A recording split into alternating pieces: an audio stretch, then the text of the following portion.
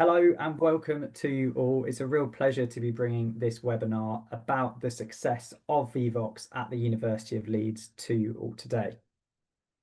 So let's just jump right into it. In today's session, we're going to be kind of starting off just with a couple of introductions, a couple of polls. I think it's a Vevox related webinar, so it makes sense. And then, the bulk of the time will be spent with Stuart from the University of Leeds talking about their experience with Vevox. At the end, we'll make sure we leave some time for Q&A. Now, before I do jump into introductions, I just wanted to quickly say we're heading to ULTC up in Glasgow this year, and that's obviously just in a few weeks' time. So if you are heading up to Glasgow, please do come and speak with us at our booth. We'll even have some green matcha tea for you all on the Friday morning. So if you wake up with a sore head after the gala dinner on Thursday night, then that might help you out. So Vevox is the #1 independently rated student polling solution in the UK, and that's across kind of all platforms. So that includes things like G2, Capterra, Trustpilot, and you can see those badges from some of those sites at the bottom there. Vevox is the institution-wide student polling solution of choice for 71 UK/Irish universities, and of course that includes the University of Leeds. For a couple of introductions to your hosts today, I'm your first one, but we'll be very much spending most of our time with Stuart today. So I'm Ethan, I'm a Senior Customer Success Manager at Vevox, hence why I'm kind of familiar with a few of you that are here today. I've been at Vevox nearly 3 years and have about over 5 years of experience in customer success. And I work with a whole host of universities across the UK, Ireland and beyond to bring a kind of successful Vevox experience to those universities. Well, we've all got the pleasure today of being joined with Stuart Robinson. Stuart is the systems manager within the kind of digital education at the University of Leeds. Stuart is an experienced higher ed professional and has been at the University of Leeds for around 18 years and supports the use of Blackboard, Turnitin, Pebblepad and Vevox. And I'm just going to kick us off with a couple of Vevox polls just to kind of get things going and get things flowing. What are you hoping to get out of today? It's just always interesting to know what people are joined for, and I'm sure if you have any kind of questions throughout as Stuart is presenting, then we'll be sure to answer those. So how to get my staff to use Vevox effectively, get some tips for engagement, absolutely. How to increase student participation, learn from others. I think that's probably the key one. The key reason we're all here today is so that we can learn from others. All right, fantastic. Thank you. I'm actually kind of struggling to keep up with all of these, but thank you very much for participating in that one. I like this one, sorry. Hoping to get the system at our uni and want to know more. That's what we like to see. So I'm just going to open up one more, and it's just to ask, what role are you in? So what's your role kind of at your university? So learning tech coming out on top, but we've got learning design, CTL direct, Vevox champion, very nice. Tells manager, lecturer, jack of many trades. I'm sure that probably covers all of you. Fantastic. Yeah, we've got a really nice mix there, and I'm sure that what Stuart's about to share will kind of very much help with all of you. So without further ado, I've been talking enough already. I'm going to go ahead and just close that poll, and I'm going to hand over to Stuart now. So Stuart, please take it away.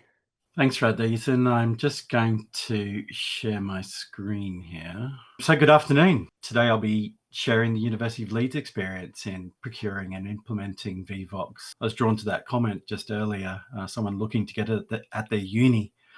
I'm hoping this presentation might provide some pointers specifically to that person. I'll begin by explaining why we needed a polling solution, and then I'll move into how we approach the procurement process, the implementation strategy we adopted, and the outcomes we've observed. I'll also cover how staff and students have responded, and finally what we've learned that might be useful to some of you here who are looking at Vevox for the first time. So at Leeds we were aware for some time that colleagues were asking for a reliable, easy to use polling tool There were workarounds in place, but there was no real supported institutional solution. We'd previously procured an LMS with a quizzing solution, which was supposed to address this requirement. But in practice, staff wanting a quick-to-use tool found it cumbersome to use, and simply weren't using it for polling. It was also very, very expensive.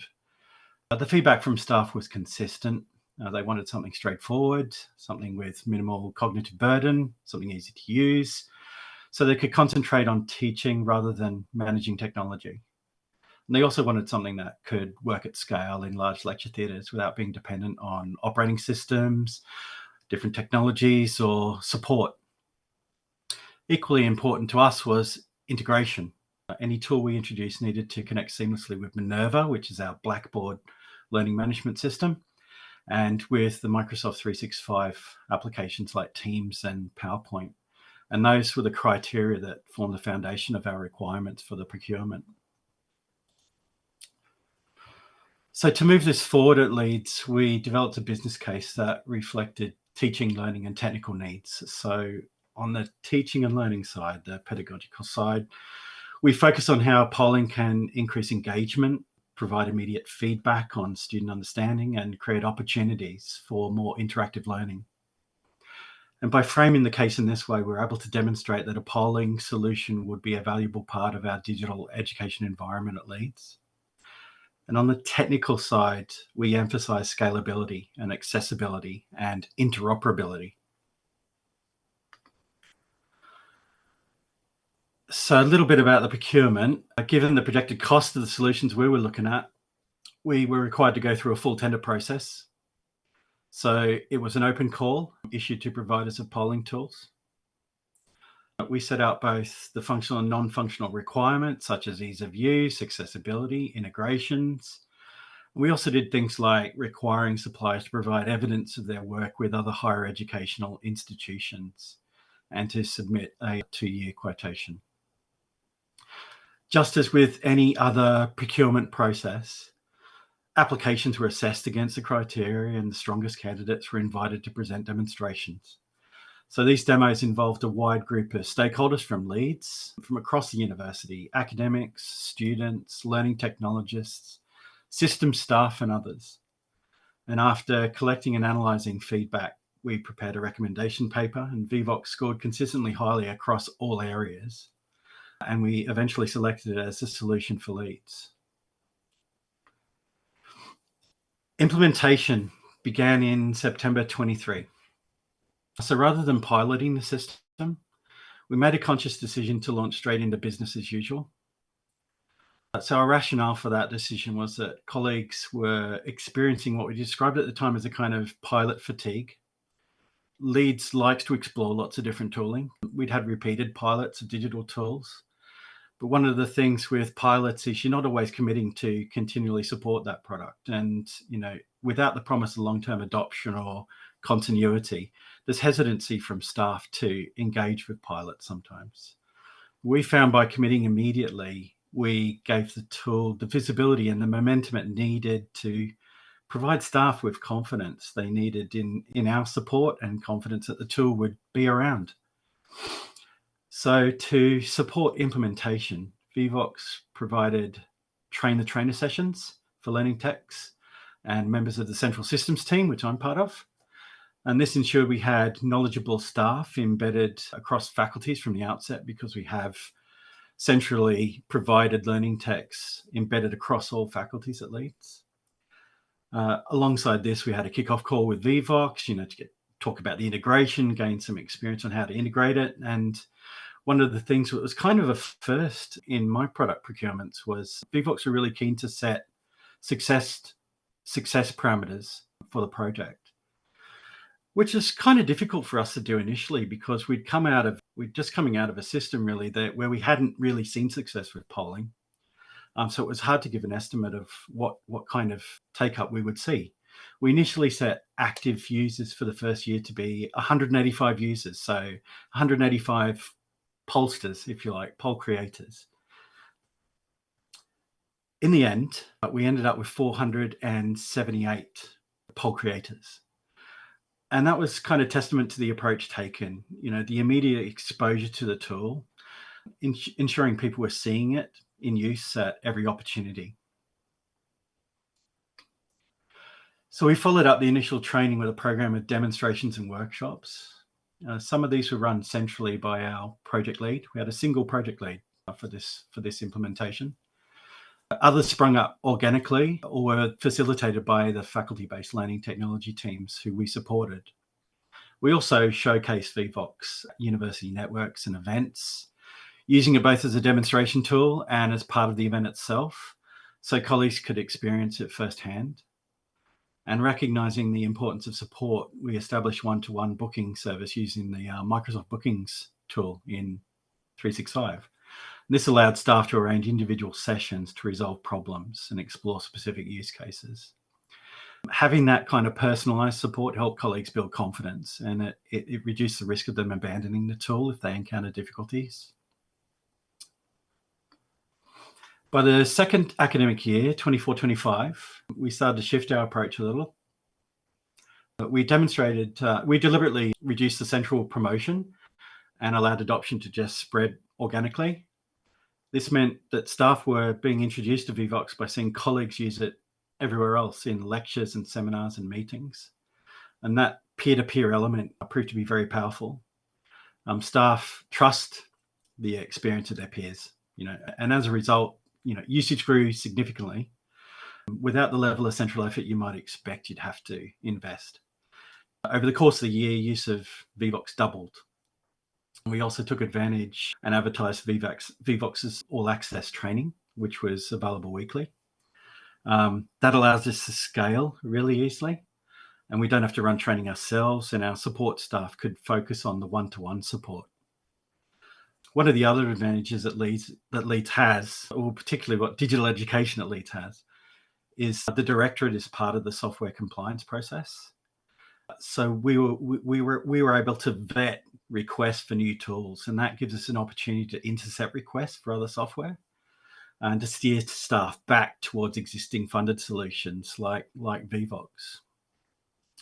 Kind of puts a limit on the proliferation of different tools on your campus if you can get in front of those requests quite early. As we continue to move into 25-26, we're going to do a blend of those two approaches, revisit some of the more engaged active promotion of the first year. And we'll continue to highlight the updates and new features and innovative practice on campus, while leaving some space for organic growth, that peer recommendation mechanism that's in force. And at the same time, we'll maintain a strong support model from the centre and in faculties. We want to ensure that colleagues can continue to experiment and adapt Vevox to their own needs.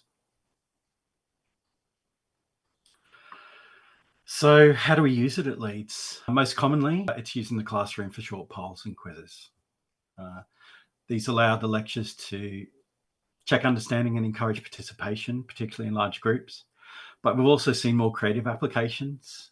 One of my favorites.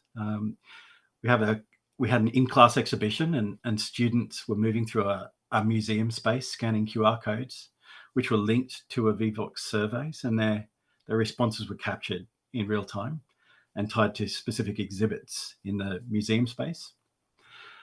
We've also seen the tool used for things like team away days and time quizzes, for the competitive element. And it's been adopted in the conferences at the university, open meetings, Q&As, where the functionality just allows those large audiences to submit and vote on questions and things like that. So what's our experience at Leeds with Vevox then?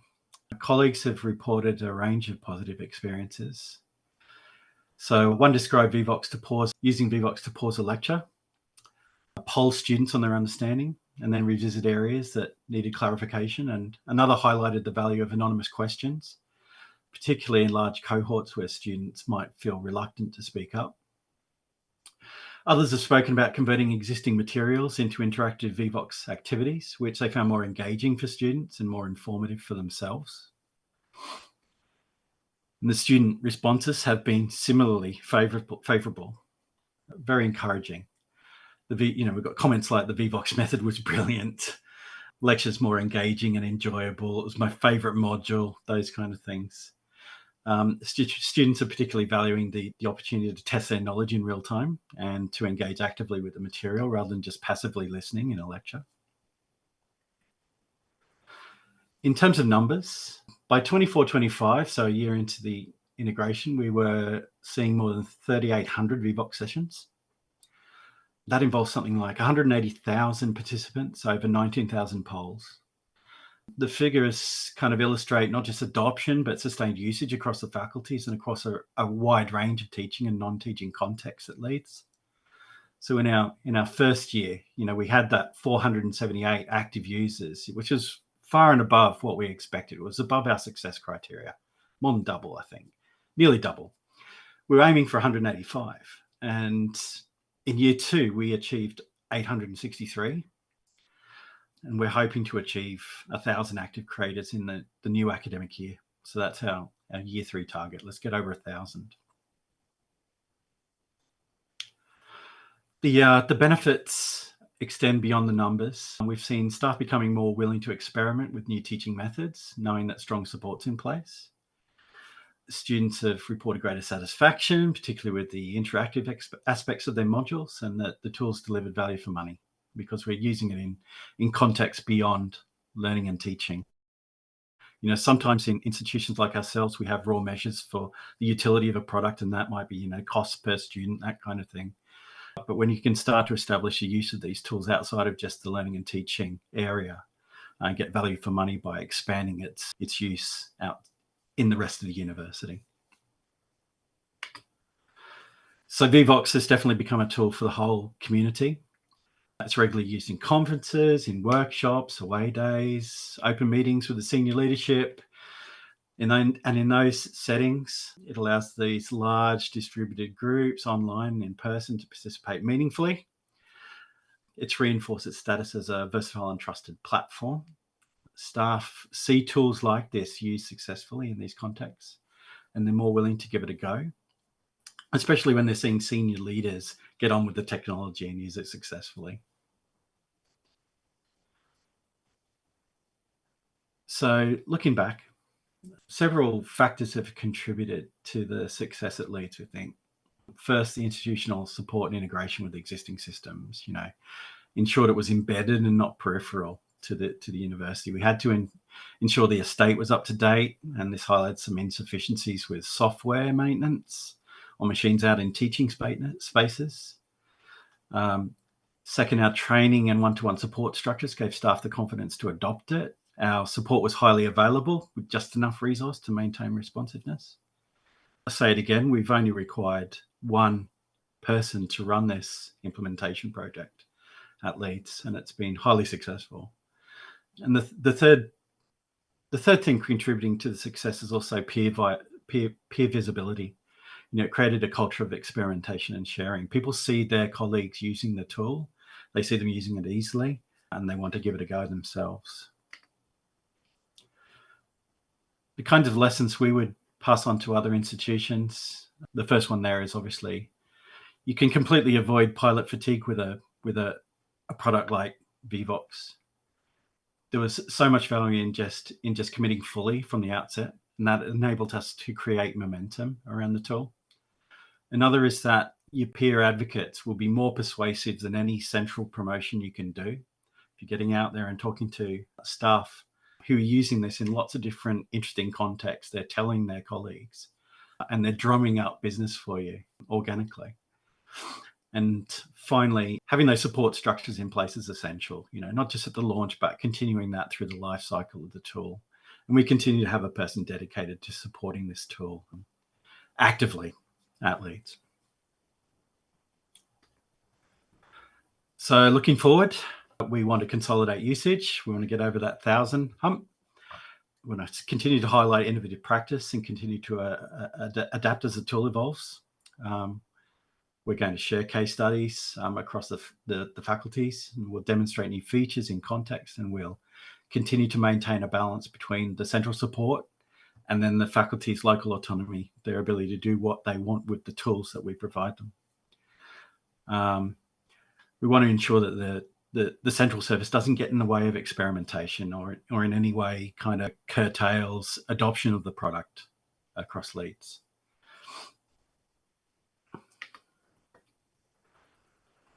So yeah, in summary, I guess we would say that Vevox is embedded, in our teaching, but it's also in our events, and it's also part of the wider life of the university. It's used everywhere. You see it used at the Christmas do, that kind of thing.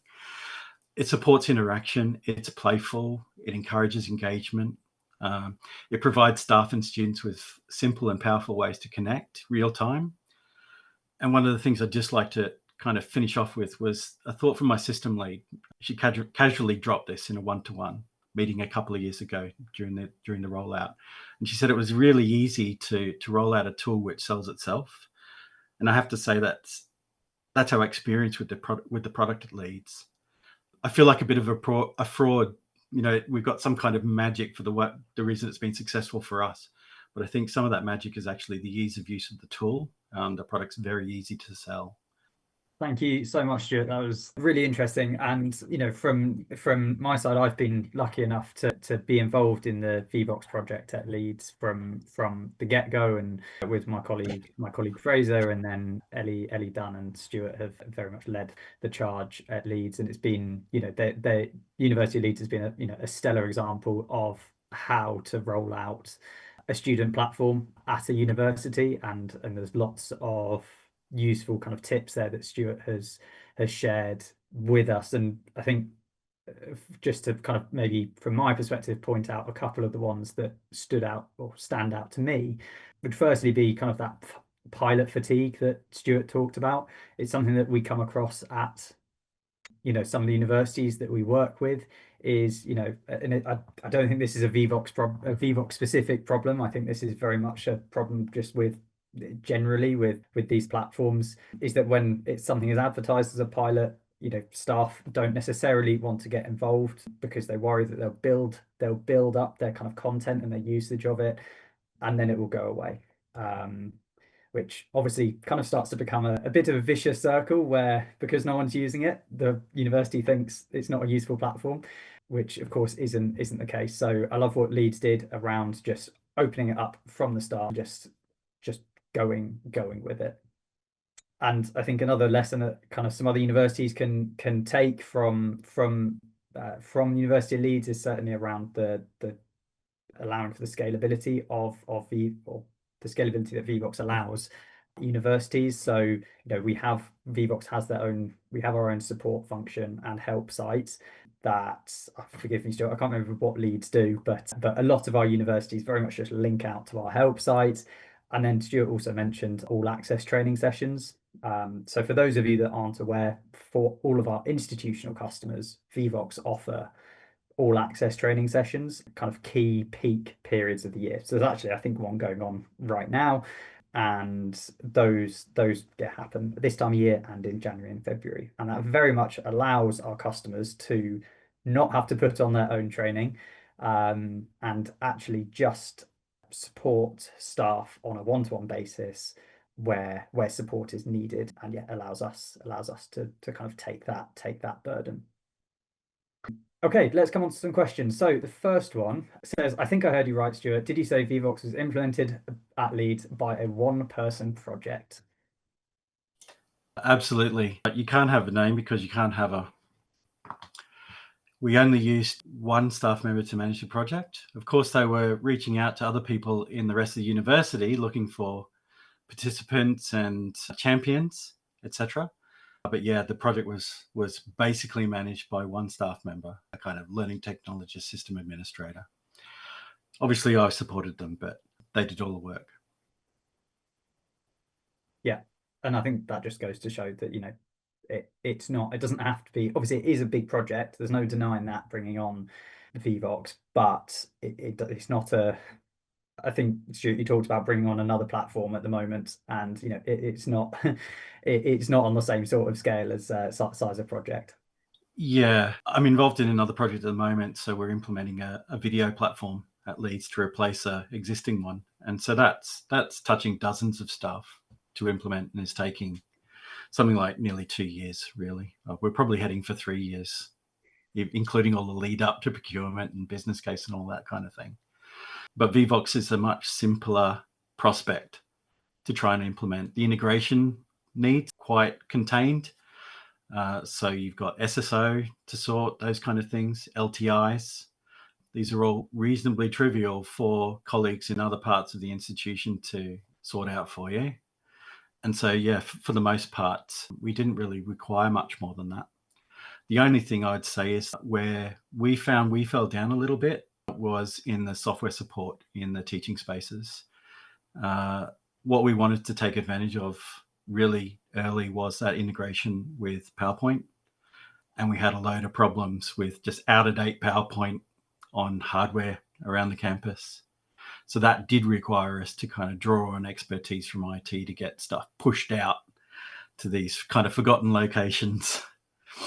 Maintaining all those machines in a place the size of Leeds is, it's another task in itself. There are actually thousands of PCs deployed across campus. So yeah, that's where we fell short a little bit, I think, was ensuring we had software compatibility, up to date Microsoft 365 installs around the place so we could take advantage of the Vevox PowerPoint integration. Yeah, absolutely. Thank you, Stuart. Again, one person, sorted all of the liaison for that. So yeah. Yeah, thanks, Stuart. Yeah, you're definitely not the only university to kind of have those teaching spaces be not necessarily as up to date as they could be. Yeah. Someone is saying it's refreshing to hear an implementation can be like this. So well done, Leeds and Vevox. But I would say thank you. But this is very much, I'd say 95% of the work here was definitely done by Leeds. So yeah, very much well to the team there. I'm saying amazing number of users adopting it straight away. Absolutely.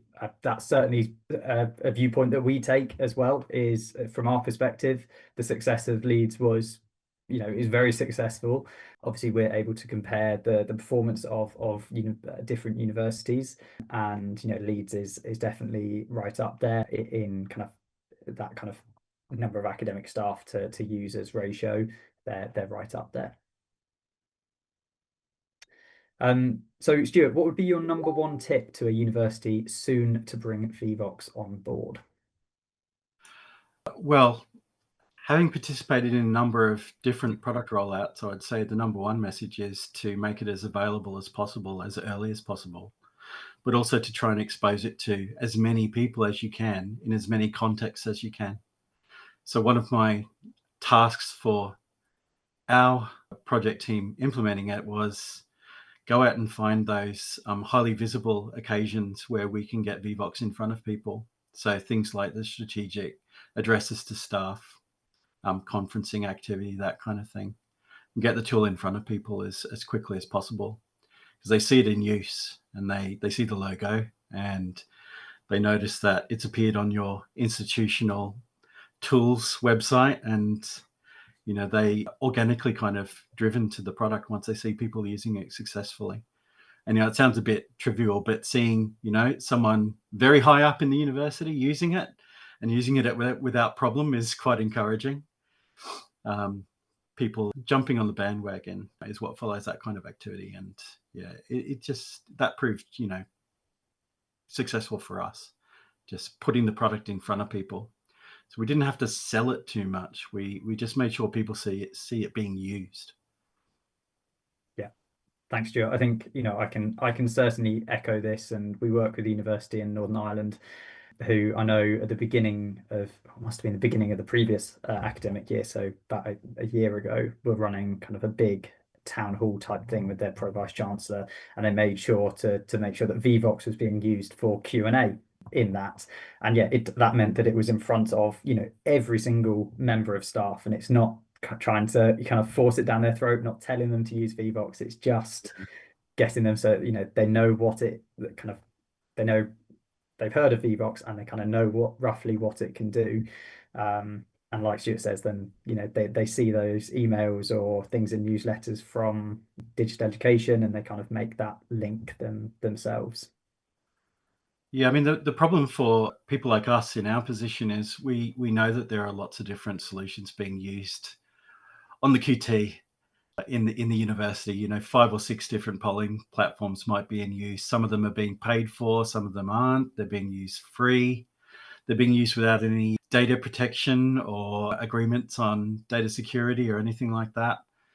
So as soon as people, as much as you can get this kind of officially supported product in front of your colleagues, the more likely they are to choose the institutionally supported tool. That's what we've seen anyway. Yeah, definitely. I like what you said earlier, actually, Stuart, around what you're able to do with, when staff members request access to request a license to these other tools, and to be able to, see those requests and go to them and talk to them about, why they want it. And I don't know if that's a unique process to Leeds. It's a contract information process. So whenever you want to buy something, a piece of software, you need to provide some evidence for the need and documentation around its compliance for things as basic as GDPR and that kind of stuff. But that information is then put in front of effectively a kind of board of expertise across the university, mostly IT, but some legal, some accessibility and digital education. And they will have an opportunity as quickly as possible to feed into a comment on what people are asking for. So we're kind of heavily involved in that process. We're embedded in it. So any learning and teaching tools that come up for procurement, if someone's trying to buy it, they might be trying to buy it on a departmental credit card or something like that, then it gets flagged to us and we can see, so you can head off the calls for lots of different tools across campus if you can just go to that person and say, hey, have you tried using this instead of buying that? And you can do some one-to-one support with them as well. And quite often you can find that, what they might have characterized as unique use cases actually just need talking out with somebody who knows the tooling and knows some of the ways it can be used, and eventually they come around. But I think we look at something like 3,000 tools a year at Leeds go through this process, and there's tens of thousands of different tools installed. And they all go through this process. It's kind of mandatory. thank you, Stuart.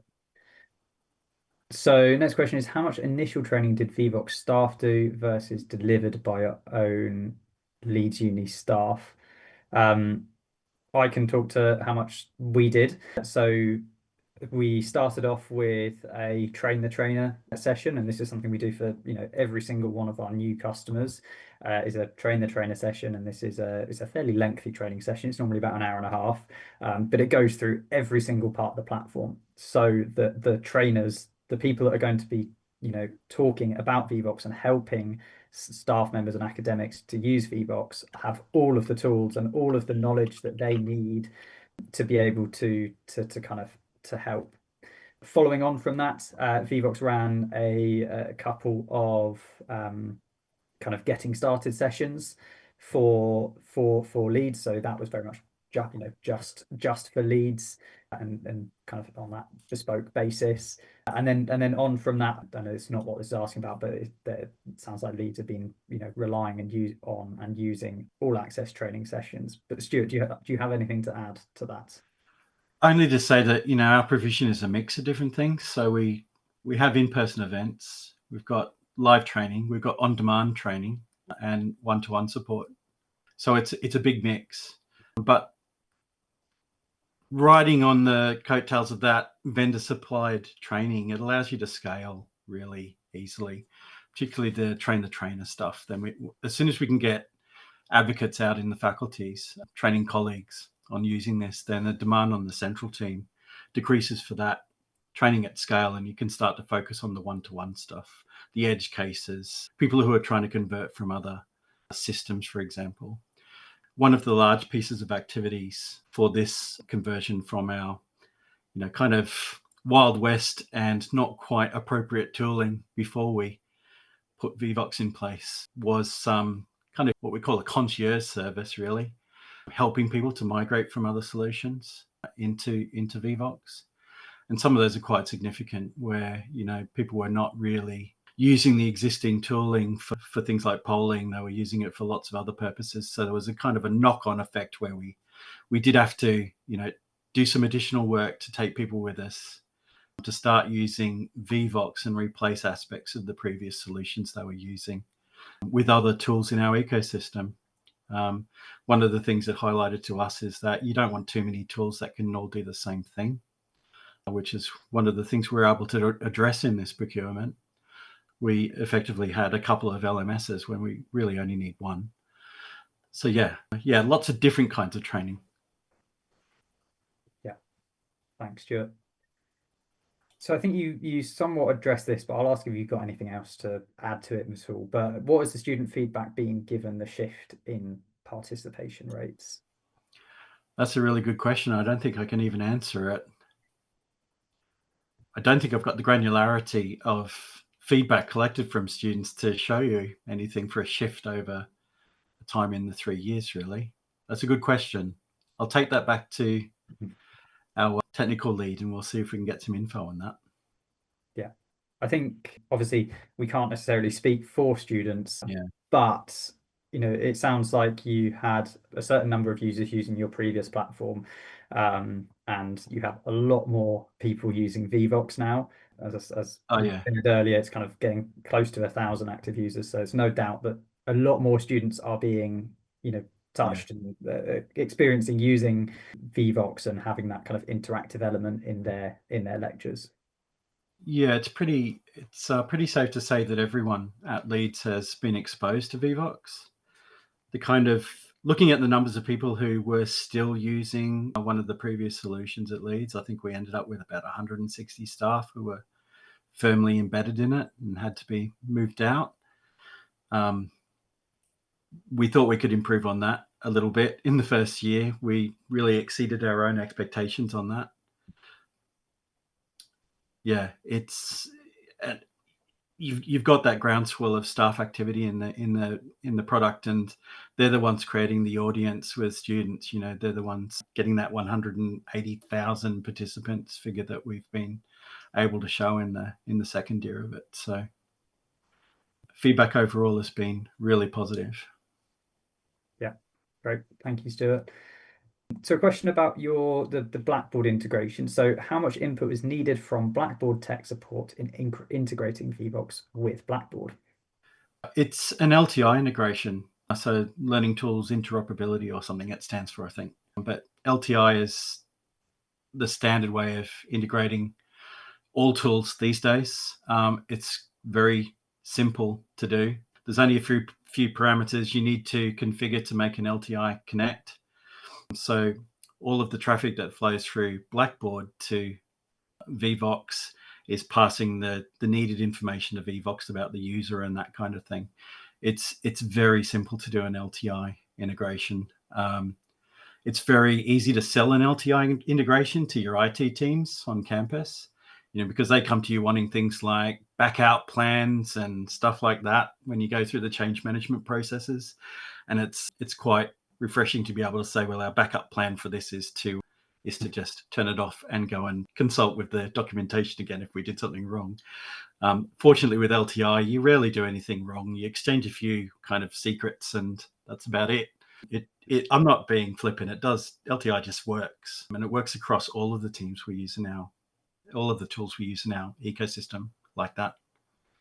Yeah, absolutely. Thanks, Stuart. I think from our perspective, the length of time it takes to set up our LTI very much depends on the amount of maybe red tape at the university that we're working with. The actual time it takes to set it up from an IT perspective. Trivial. I've worked with customers before where I've had like a kickoff call with them, shared details about how to set up the LTI, and it's been done later that day. But it's not a big thing at all.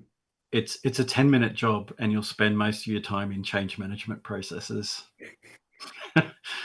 Yeah, that probably sums something up quite nicely, but we won't talk to that. So I think maybe let's just do a couple more questions. We've got loads in here, but I think just in the interest of time, let's just do a couple more. So this one is, do you use Vevox for any kind of student or module feedback?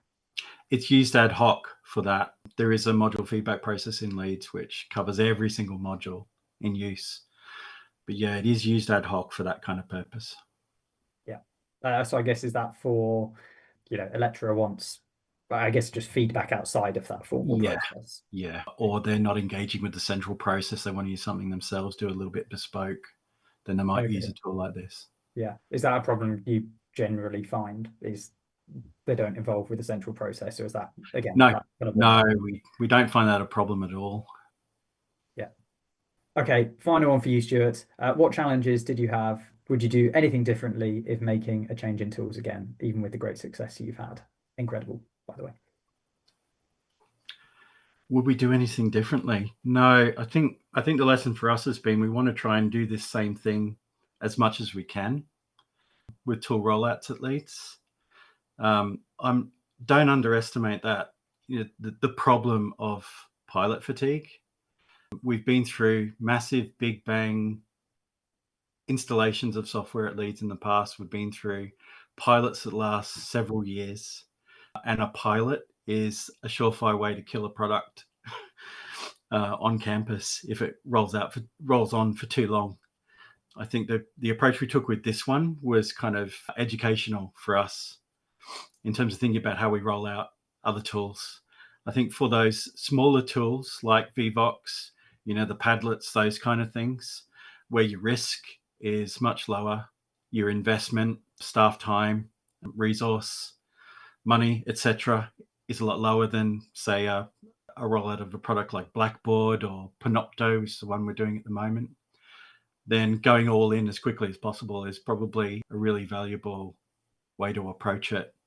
As long as you've got the support in place, you know where the staff are going to go, staff and students are going to go, find their support. You've got good support from the vendor, good documentation, then you can go with this approach. Okay. Thank you, Stuart. I think let's leave that there. I think we could be going a while longer if we came to all of the questions, but I think it just shows that people are really interested in how you've done it at Leeds and interested in the success that you've had.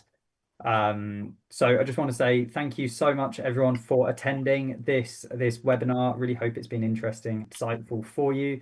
And if you are heading up, as I said before, if you are heading up to ALT in a few weeks' time up in Glasgow, do come and say hello. It'll be my colleagues Alan, Fraser, and myself will be there. And yeah, we'd love to have a chat. So thank you very much, everyone.